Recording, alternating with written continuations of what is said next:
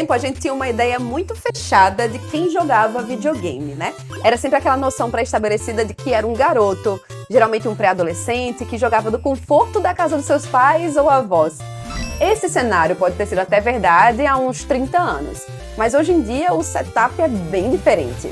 A última pesquisa Game Brasil indicou que a maioria da população de jogadores no país está na faixa dos 25 aos 34 anos de idade. Mas isso não limita o cenário, não. Dentre as milhares de pessoas entrevistadas, foram identificados jogadores dos 16 até aqueles acima dos 50 anos. E outra, mais de 60% dos entrevistados ou mora com os filhos ou é um casal sem filhos. Eu acho que o ponto principal é que não é um fenômeno da infância mais, né? Já foi um fenômeno da infância. Eu acho que muitos de nós já ouvimos assim, das nossas mães, por exemplo, não perca seu tempo jogando, não sai daí, não sei o quê. A gente costuma ouvir esse tipo de coisa. Mas esse fenômeno, ele se transforma à medida que a mídia ela vai crescendo junto com as pessoas que estão consumindo, não só consumindo, mas que estão desenvolvendo ela, né? O ponto é que hoje em dia você tem conteúdo para todas as gerações, da que começou lá na década de 70 e ainda joga, até as crianças você tem conteúdos na forma de videogames. Então, a gente não pode mais falar, por exemplo, de uma mídia para a infância ou uma mídia para a adolescência. A gente tem que reconhecer que existe todo tipo de experiência dentro desses jogos e é por isso que eles congregam tantas pessoas, um público tão grande. Agora também para pensar, são 3 bilhões de pessoas que jogam games ao redor do mundo e indicam várias pesquisas. 3 bilhões. Isso significa 10 vezes a população do Brasil e um pouquinho a mais. Aqui no nosso país, por exemplo, 3 em cada 4 pessoas jogam em alguma plataforma, de acordo com a pesquisa Game Brasil 2023.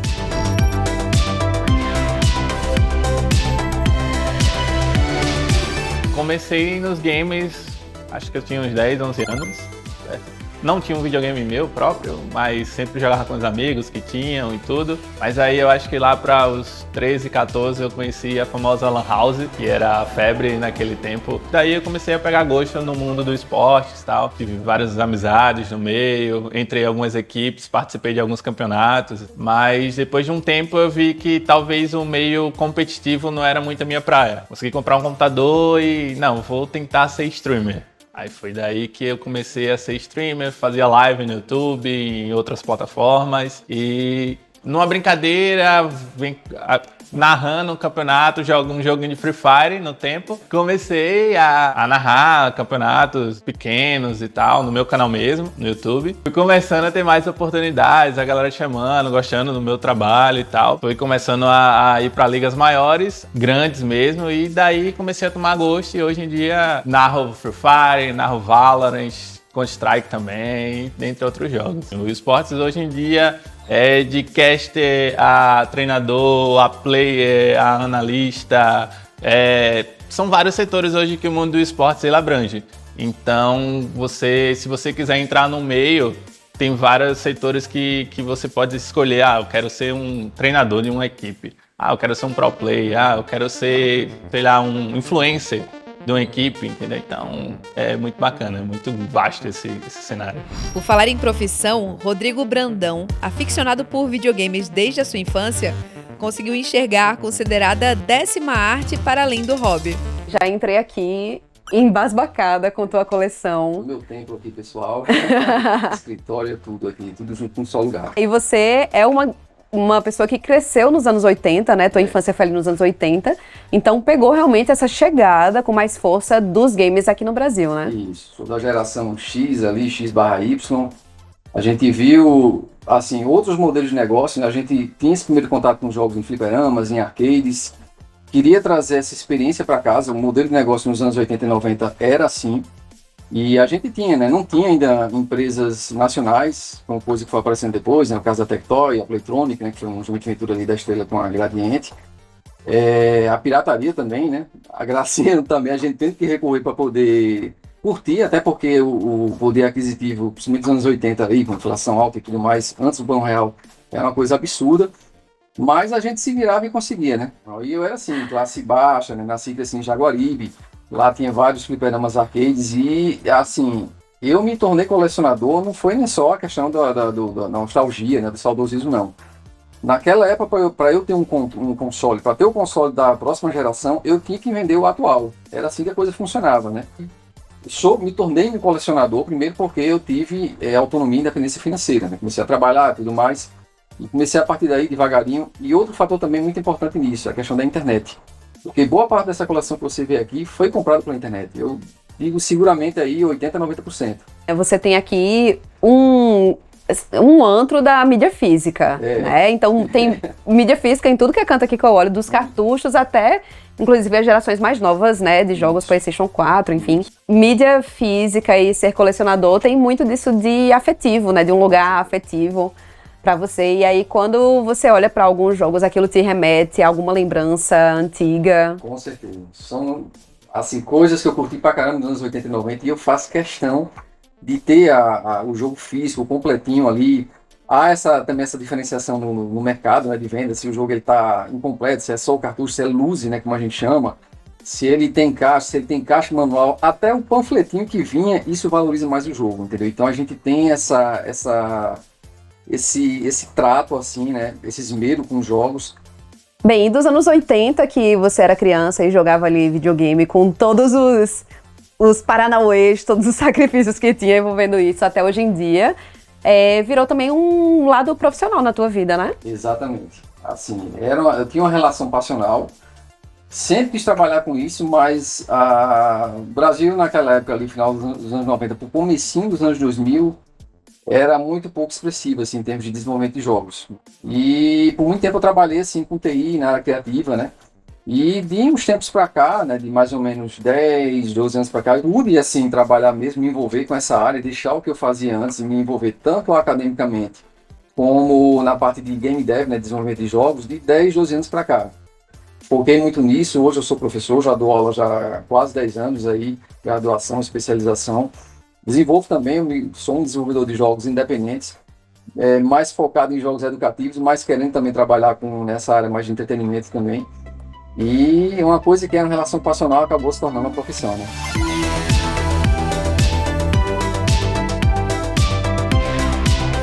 Depois do intervalo, você vai conhecer a história de Maria Goretti. Ela é professora do ensino público, tem 57 anos de idade e é apaixonada por games como Age of Empires e Horizon. Depois do intervalo, eu vejo vocês. Bora, galera, mulheres!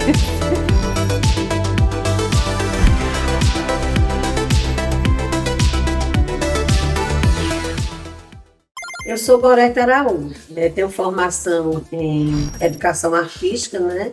Sou professora da rede municipal. Atualmente eu sou gestora administrativa em uma das escolas da rede municipal. E bastante tempo atrás eu me interessei pelos jogos de videogame.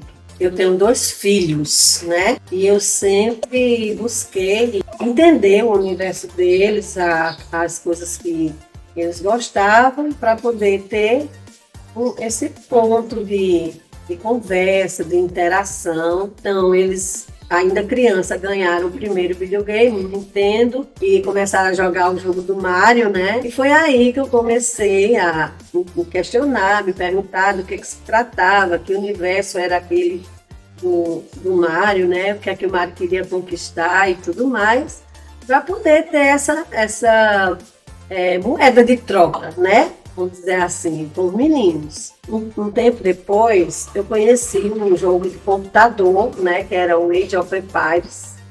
E aí, achei muito interessante. Empires, ele tem uma história fantástica, que é a história do nosso mundo, né? Tem uma versão que é a história de Joana d'Arc, as conquistas dela, o exército, né, que ela dirigiu para vencer suas batalhas. E aí tem toda aquela história, né, das conquistas do exército francês. O jogo, para mim, ele precisa ter esse conteúdo que atrai outras reflexões, né? Não é só o jogo pelo jogo. Então, a partir daquela história, você vai pesquisar no livro de história. Na época não tinha Google, não tinha nada disso, né? Então a gente ia para o livro de história, olha essa batalha de Joana d'Arc, quem foi Joana d'Arc, por que ela dirigia sendo mulher na Idade Média, dirigia um exército, né, e tal, toda a história dela, também a história das cruzadas. Então, vamos pesquisar do que se trata. Então esse foi meu início, né, nos games. E a partir daí eu fui conhecendo outros jogos, né, e fui me apaixonando de verdade. Aí já não era mais a mãe que queria ter conexão com os filhos, né? Era a pessoa, Gorete, se apaixonou pelos games. Aí eu não parei mais, né? Claro que trabalhando, né? Eu não tenho o tempo todo do mundo para jogar, né? Mas nas oportunidades que a gente vai criando, então a gente agenda ali 1 hora, 2, 4, uma madrugada inteira, quando pode. Hoje em dia não tanto, porque hoje realmente a minha demanda de trabalho é muito intensa. Meu filho, né, ele sempre vai trazendo novidades. Vai, mãe, tem um jogo massa, vai gostar. Ó, mãe, surgiu aí um jogo massa, lê sobre tal, vai gostar desse. E aí a gente vai mantendo essa conversa, né, sobre o que se trata e tal. O meu filho não tem problema não, às vezes, mas Deus, eu queria jogar porque eu estou numa fase interessante e tal. Então, eu disse, beleza, não me incomoda, por nada, me deixa aqui e pronto. Mas com a mamãe, aí a gente tem essa negociação. Mamãe, eu posso jogar um pouquinho? Aí ela, eu vou pro meu quarto. Fica lá no quarto dela, com a televisão dela, e aí eu passo aqui 1 hora, 2 horas. Aí daqui a pouco ela chega, não terminou ainda. Mãe, esse jogo não termina, não. Então, do meu ponto de vista, não há nem conflito entre os jogos, né? Os jogos de videogame, fique claro, e a educação. Pelo contrário, eu acho que se o educador sabe utilizar essa ferramenta, é um motivo, inclusive, de aproximação, né? Porque é uma linguagem jovem. É uma linguagem jovem. E hoje em dia você vê uma criança de 3 anos já está ali nos joguinhos, né, de celular. Então, se você sabe utilizar essa ferramenta dentro de uma pedagogia, dentro de uma didática, dentro de uma boa metodologia, ela gera benefícios, né? Aí, muitas vezes, os alunos se contrapõem a um professor com a justificativa, professor, você não sabe o que é isso. E realmente, se o professor não sabe que o universo é esse, e se ele não conhece essa realidade, ele vai estar falando uma língua, o aluno vai estar falando outra. Então, no meu caso, isso me ajuda. Porque quando o aluno vem para a gente com esse discurso, aí não, aí eu tenho propriedade para falar. Dá licença, baby, não é assim não. Eu sei que é o que eu estou falando.